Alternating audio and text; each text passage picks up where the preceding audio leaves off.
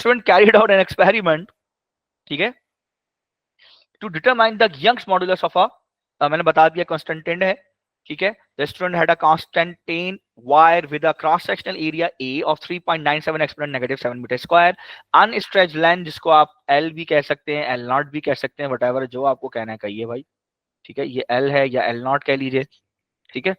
The student had enough slotted masses to apply the weight of 150 newton, ये weight है, ये basically force है, to the wire. The breaking stress of the constantan is about 420 megapascal, इसे कहते हैं breaking stress. मैं छोटा सा बी लिख देता हूँ।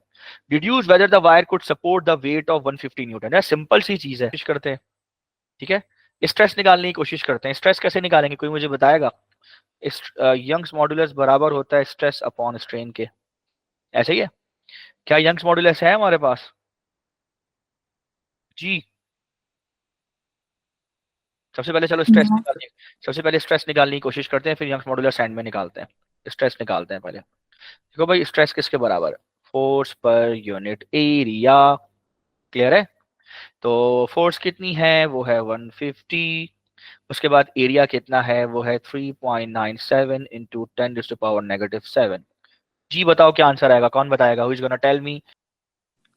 Sir, 377,833,753.1. उसमें बता दो, थ्री सिग्निफिकेंट फिगर में पावर, पावर में बता दो। 3.78 times 10 raised to the power of 8. 10 power जी, 10 पावर क्या है? 8. 8। और न्यूटन पर मीटर स्क्वायर कह लो या पास्कल कह लो, स्ट्रेस है। क्लियर है?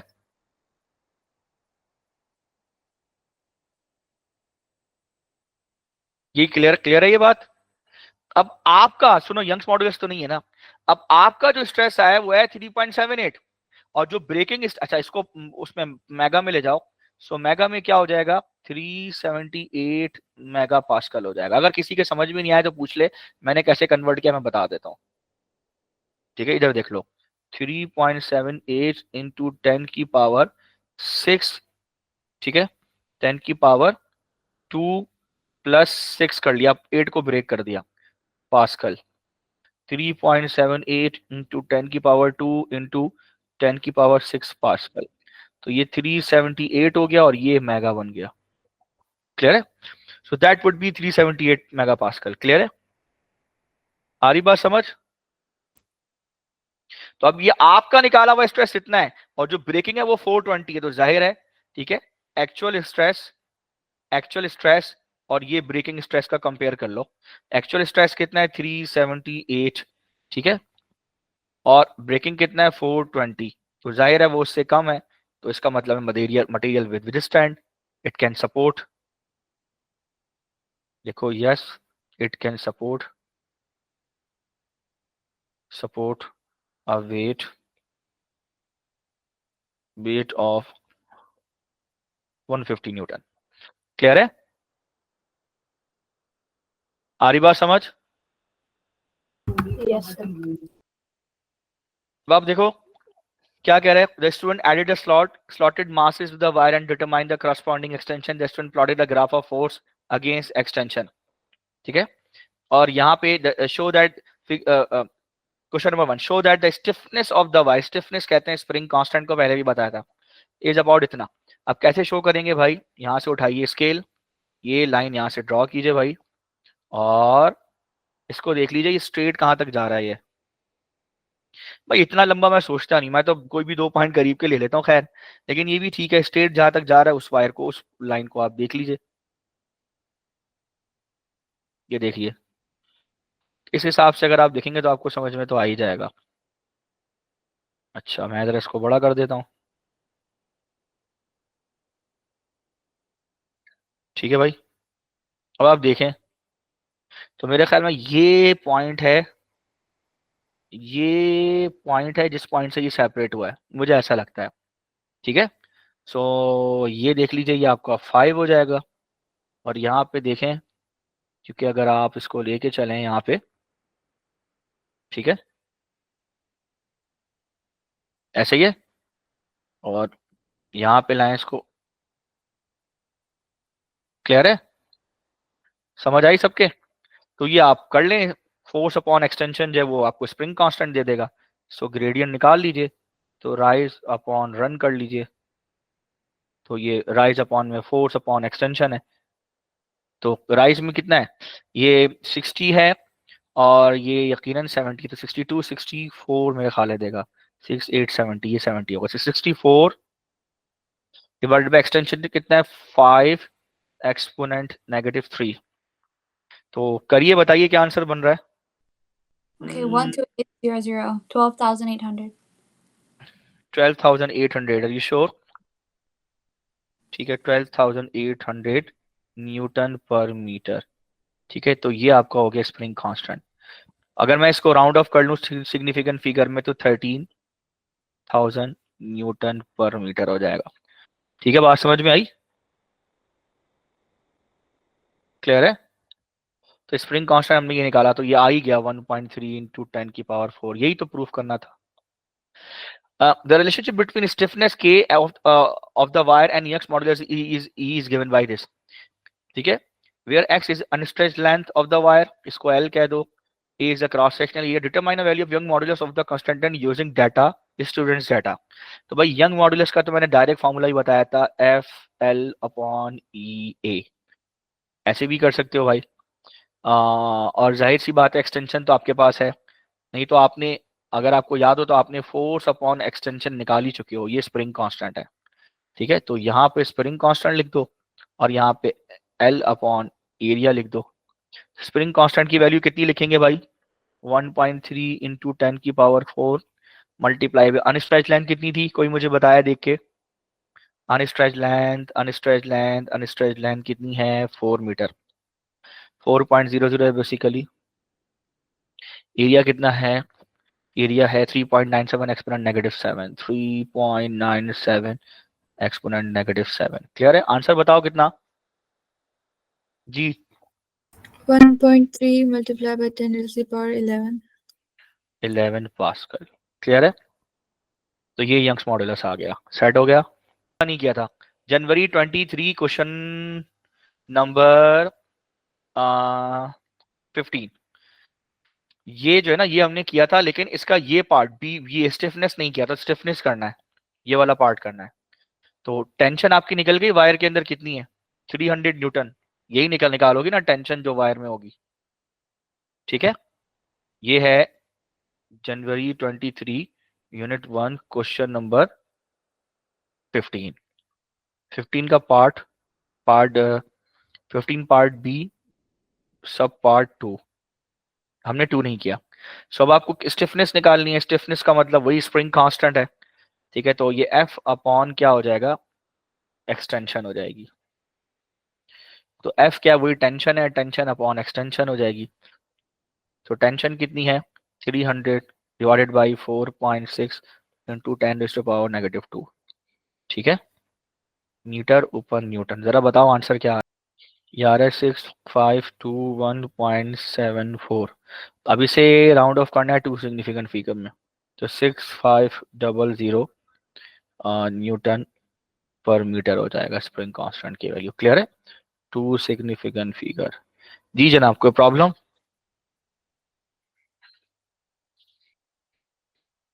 No, sir, it's Spring is stretched by a tensile force F.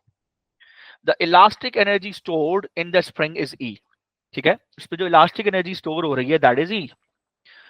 3 of these springs are arranged in parallel and stretched by a tensile force of 2F as shown. ठीक है, which of the following expression give the elastic energy stored in the parallel system? इसमें कौन सी expression जो है उसकी energy store जो है वो जी भाई, जो बताना चाह रहा हूं उसको समझिएगा। सबसे पहले तो देखिए energy is equal to 1/2 Fx, ये फॉर्मूला भी, एक और फॉर्मूला है 1/2 kx², यही है, ऐसा ही है। आपको पता है कि फोर्स और एक्सटेंशन आपस में डायरेक्टली प्रोपोर्शनल है, ठीक है, अगर एक्सटेंशन बढ़ाएंगे, अगर फोर्स बढ़ाएंगे तो एक्सटेंशन भी बढ़ेगी, यस और नो, जवाब दीजिए।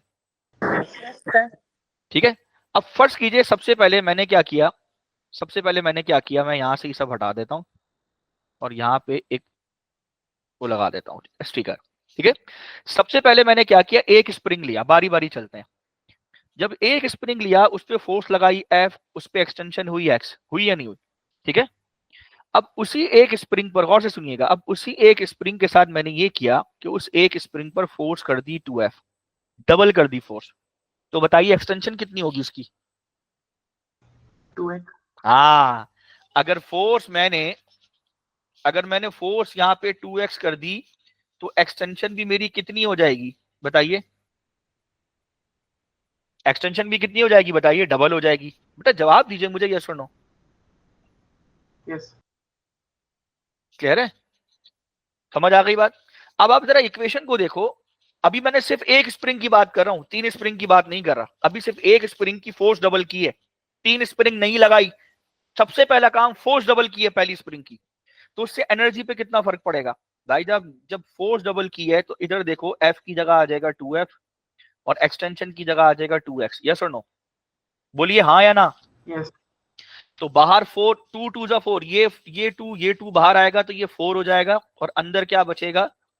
1/2 F और X, यही बचेगा, ठीक है।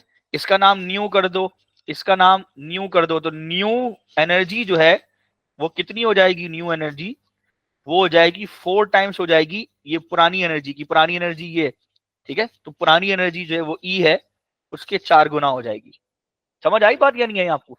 मैं क्या समझाना चाह रहा हूं? अभी सिर्फ एक स्प्रिंग लिया है, अभी सिर्फ और सिर्फ एक स्प्रिंग लिया है भाई, मैं अभी बता देता हूं, सिर्फ एक स्प्रिंग लिया है बस, और उस एक स्प्रिंग पे फोर्स को 2F किया है तो एक्सटेंशन भी 2X हो गई बस। अभी 3 पे बात नहीं कर रहा मैं। ये समझ में आया नहीं आया आपको? यस। यार खुदा के वास्ते बाकी लोग भी जवाब दे दो ताकि मैं स्टेप बाय स्टेप समझाऊं तरीका, क्वेश्चन कैसे करेंगे, ठीक है। अच्छा अब आओ दूसरे मेथड से, इससे भी देख लो। ये 1/2 है, K अपनी जगह, यहाँ पे एक्सटेंशन कितनी हो गई? 2X, तो यहाँ पर 2X का स्क्वायर कर दो, कितना आएगा बच्चों? 4 आएगा। 4 बाहर लिख दो, हाँ 4 बाहर लिख दो, 4, और वही अंदर का 1/2 KX स्क्वायर बाहर लिख दो, ये भी वही हो जाएगा 4 टाइम्स, ये भी E हो जाएगा ओल्ड, ये ना ये भी 4 टाइम्स हो जाएगा। समझ आई? तो एनर्जी 4 गुना हो जाएगी भाई, एक बात तो समझ में आ गई, क्लियर। अब एक चीज तय है कि इस 4E की एनर्जी में 2 टाइम्स फोर्स मौजूद है ऑलरेडी, यानी एक स्प्रिंग को पकड़ के 2F की फोर्स लगाई है आपने, तो इसमें एनर्जी 4 गुना बढ़ गई। क्योंकि एक्सटेंशन दुगना हो गई, 2 टाइम्स हुई, तो एनर्जी 4 गुना बढ़ गई, उसका स्क्वायर टाइम्स बढ़ गई, ये बात तो तय है। अब आपने इसी स्प्रिंग के 2F को पकड़ के यहां पे लगाया और इसके इसी जैसे 3 स्प्रिंग पैरेलल में लगा दिए। हाँ, आपने तीनों को पैरेलल में लगा दिया। जब आपने तीनों को पैरेलल में लगा दिया तो अब आप मुझे बताइए एक्सटेंशन 1/3 नहीं हो जाएगा? अब एनर्जी का फॉर्मूला क्या है? अब आप एनर्जी का फॉर्मूला पढ़िए। एनर्जी का फॉर्मूला क्या होता है? E इज इक्वल टू 1/2, ठीक है, ठीक है, 1/2 कर लीजिए और चाहे तो Fx कर लीजिए, कुछ भी कर लीजिए आप।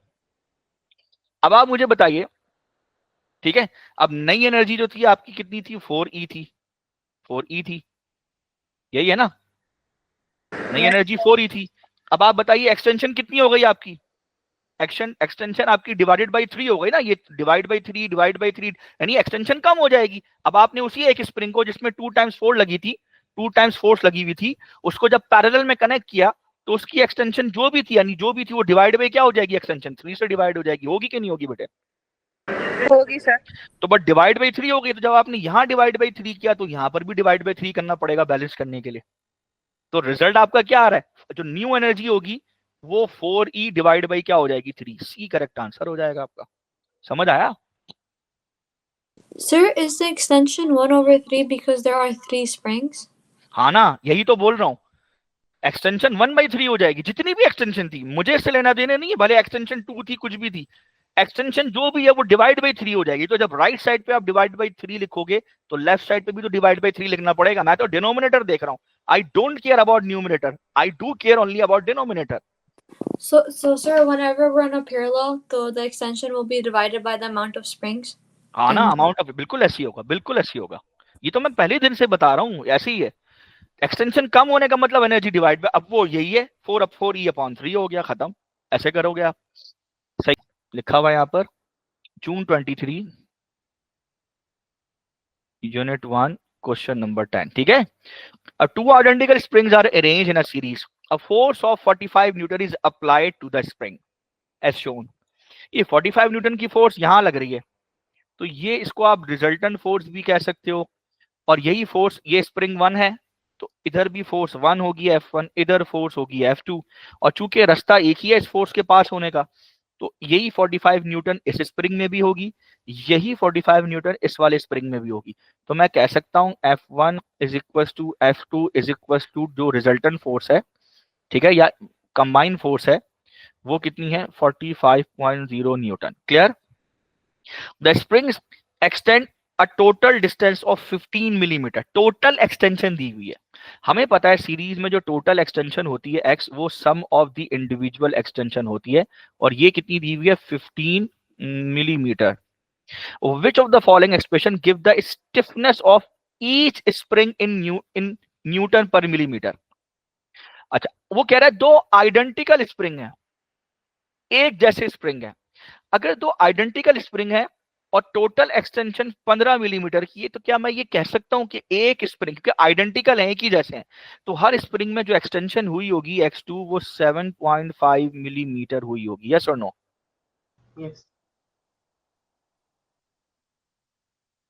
ऐसा ही है बच्चों। Yes, sir. Yes. तो इसका मतलब मैं कह सकता हूं x1 is equal to x2 is equal to total divided by 2 is equal to 7 is equal to क्या 15 divided by 2, total extension divided by 2। ऐसे ही है, ये लिख सकता हूं ना मैं, इज इक्वल टू 7.5 मिलीमीटर। मैं स्लो स्लो इसलिए समझा रहा हूं ताकि कॉन्सेप्ट बिल्ड हो, वरना मुझे तेज लेके चलना कोई मसला ही नहीं है। ठीक है, कॉन्सेप्ट बिल्ड हो। अच्छा, अब स्टिफनेस पूछ रहा है। अच्छा भाई, स्टिफनेस बताओ, तो K1 निकाल लो। K1 is equal to K2 is equal to, मर्जी है, कोई सी भी एक स्प्रिंग को पकड़ लो, तो K1 is equal to F1 upon X1। ठीक है, F1 कितना है, F1 लोड कितना है, मैंने बताया सारी फोर्स सेम है, तो F1 45.0 X1। अब X1 is equal to X2 is equal to X by 2। ठीक है, so 45.0 whole divide by X कितना है 15 डिवाइडेड बाई 2, और 45.0 मल्टीप्लाई बाई 2 डिवाइडेड बाई 15। कौन सा आंसर है भाई? कौन सा? डी करेक्ट आंसर है। सही है, इतना मुश्किल नहीं है, लेकिन लॉजिकली चलेंगे, स्टेप बाय स्टेप चलेंगे तो समझ में जरूर आएगा। है यार, ये ट्राई करना एनर्जी की फॉर्मेट में। ठीक है, 2 मिनट ले लो, ये ट्राई करो क्वेश्चन। It's January 23। Sir, जी जी बोलिए। I got B as well. बिल्कुल सही है, बी ही होगा, इसमें मतलब कोई रॉकेट साइंस नहीं है।